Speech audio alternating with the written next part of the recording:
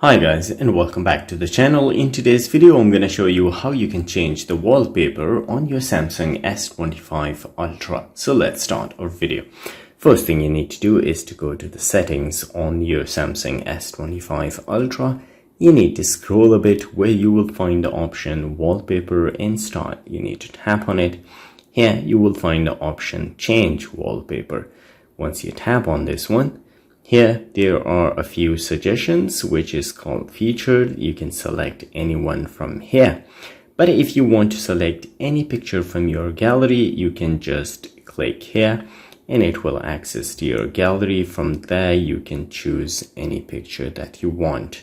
So suppose in this gallery I want to select any picture, suppose this one. Once you tap on the picture, the next thing you need to do is to tap on done. So once you tap on done, here the next thing is that you need to tap on next and it will be selected. Once it is selected, just press done. So here you will find out that the wallpaper has been changed. So guys, this is all it takes to change your wallpaper on your Samsung S25 Ultra. If you like the video, don't forget to subscribe. I will see you in the next video. Till then, take care.